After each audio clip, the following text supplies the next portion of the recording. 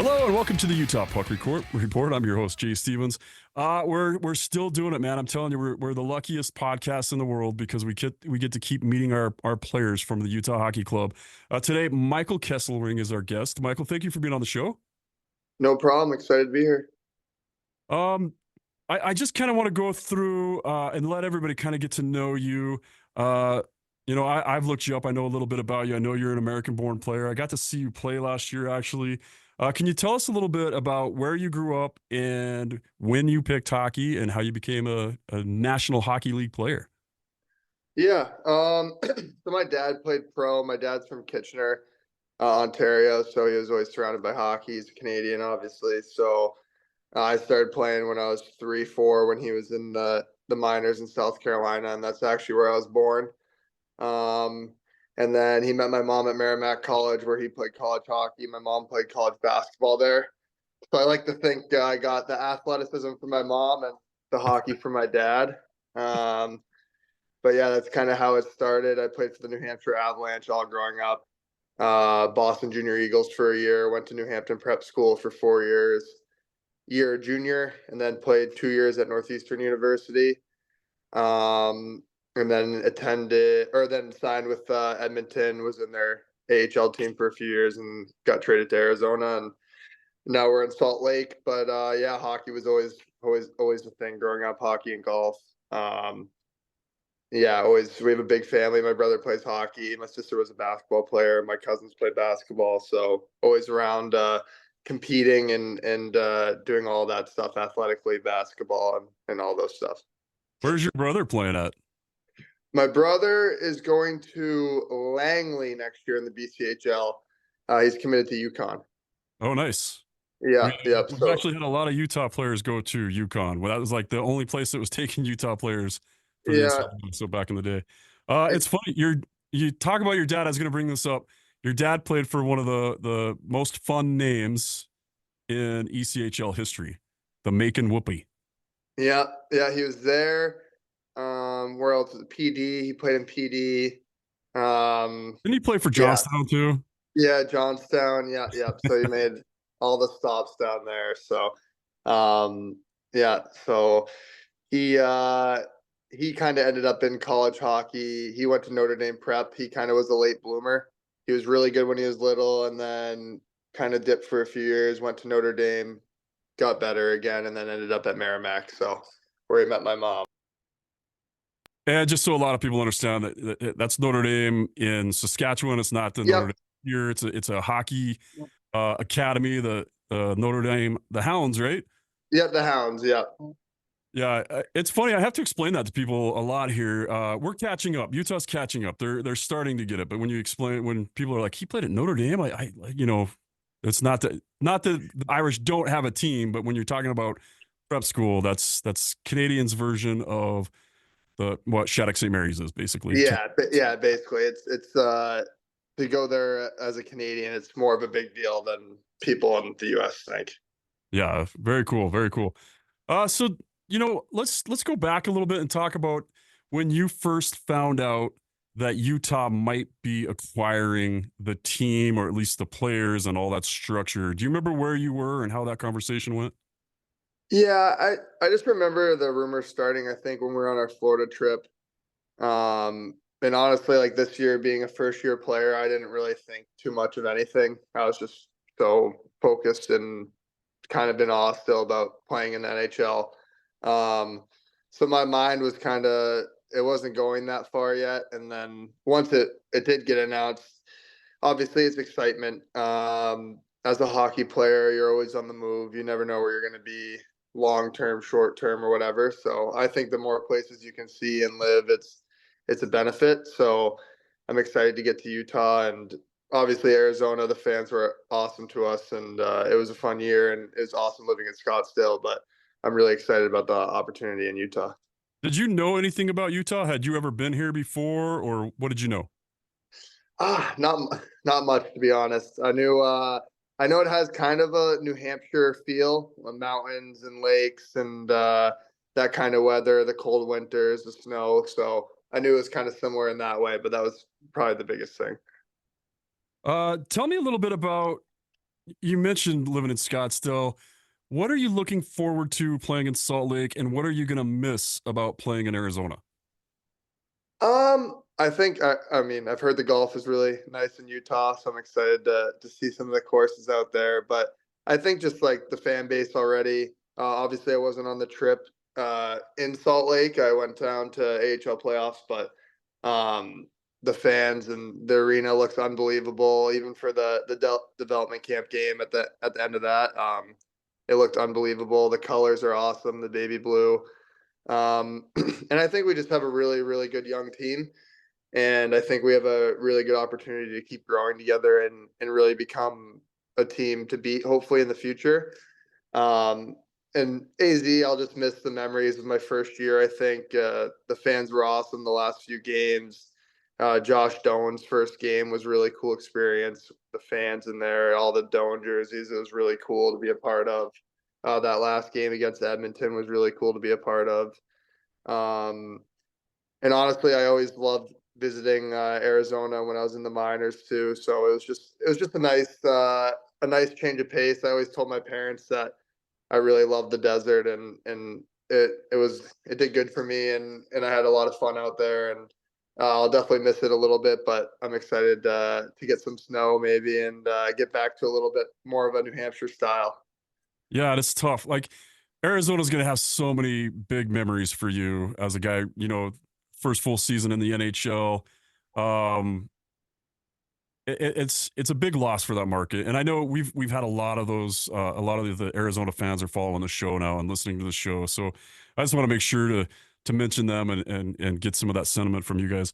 Tell us a little bit about the role you play on this team and what the Utah fans could expect to see from you this season. Yeah, I think I'm obviously a tall, big, two-way defenseman. I think I move the puck really well for my size, and I skate well for my size, and I shoot the puck hard. I think my role this year is a little bit up in the air still. Obviously, we have a young core and we got a lot of good defensemen, so I think I'm just trying to show the coaching staff and Bill that I can be reliable and be more consistent, and then kind of see where that takes me. Obviously, I got to stand up for my teammates once in a while too, and play more of a physical game with my frame. And that's all stuff this off season I've been kind of working on in the gym and getting a little stronger so I can do that on a more consistent basis. Um, but yeah, I like to shoot the puck, shoot it hard, and hopefully lay a few more big hits and move the puck efficiently. So last season, 6'5", 220, 66 penalty minutes. You're coming into this season, you're telling us you're going to be 230 or just 220 and solid? Yeah, I think the weight is around the same. I've maybe gained a few pounds, but I think it's just a more athletic build and a little bit stronger, a little bit more muscle. So it's not going to be a crazy difference, but hopefully it's enough to have the energy on a nightly basis in the NHL to be able to play that game more consistently. I think it was a jump obviously to the NHL level. You're playing more games. It's a busier schedule, more travel, so that adjustment and I think knowing that going into this off season was a big advantage for me and knowing what I have to do and how I have to treat my body to be able to play that style of game. Was that the big learning curve for you? Was the more games or was the game more physical? Like as you went into this off season, what was your main focus? Like I learned this last year to make me better next year. I got to do what? Yeah, I honestly I think the big thing is consistency and just being more physical all the time. I think obviously all areas of my game can keep growing. I'm a young defenseman who's still trying to grow into their body fully. So I think everything can be touched on, but I think consistency is a big thing, and especially at this level, the coaching staff needs to know what they're going to get from you on a nightly basis.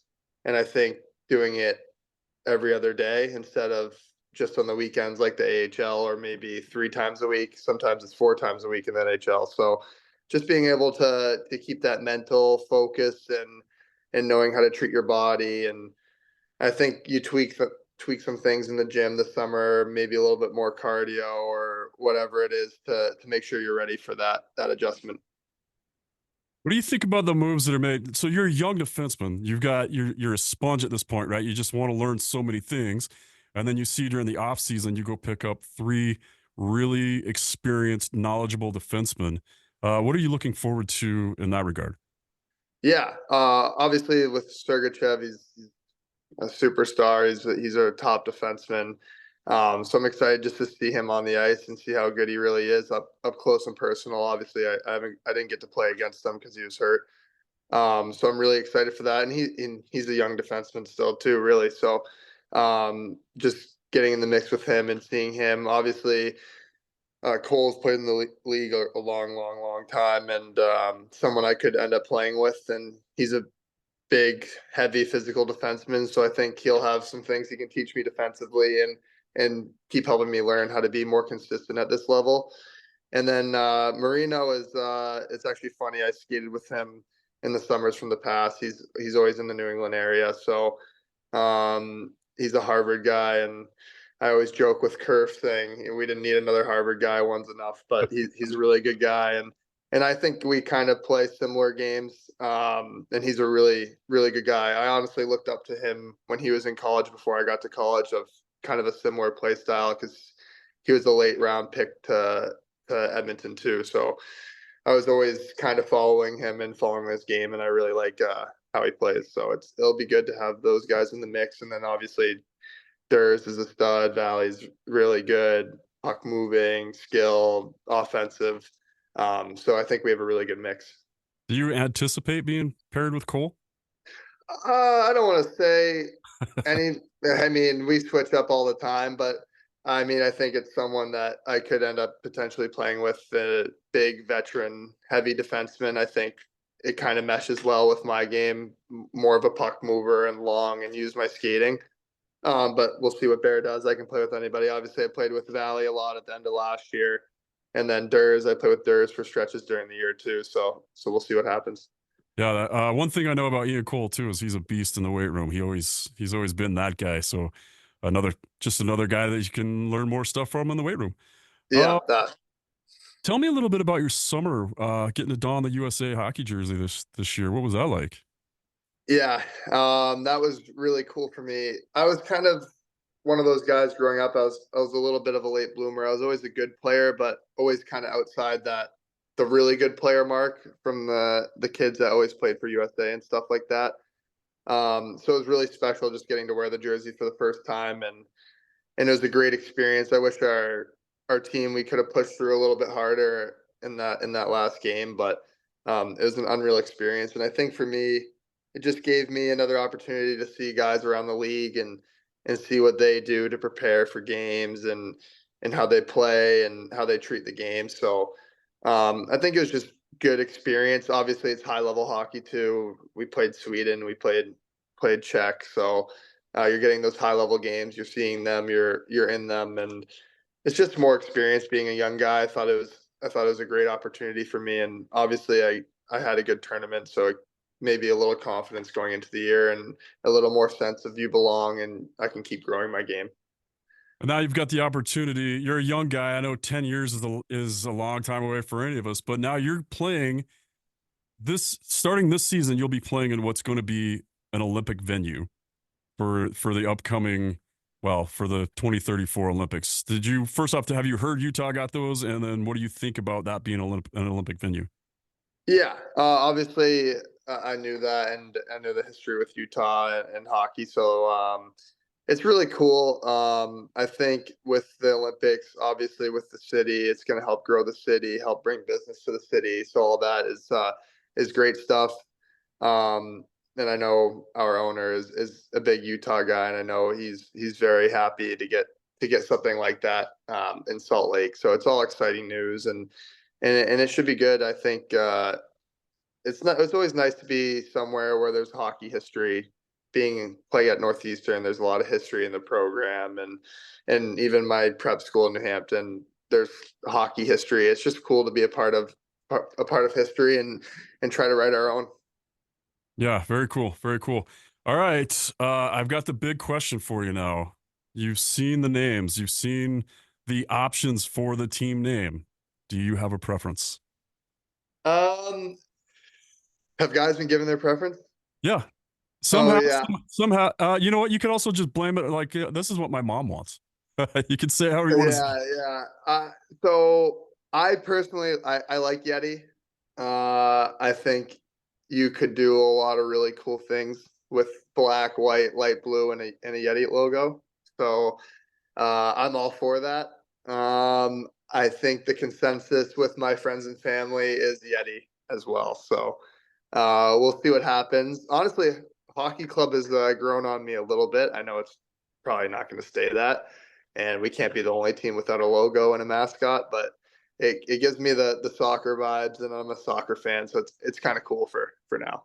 Yeah, it's funny because when they first said, "Ah, we're going to go by Utah Hockey Club," at first I'm like, "No," because my son and my daughter both played college soccer, so I had to kind of like I had to watch a lot of soccer against my will, non-consensual soccer at my house, and that's the vibe I was getting too. But I've got the Utah Hockey Club hat on right now.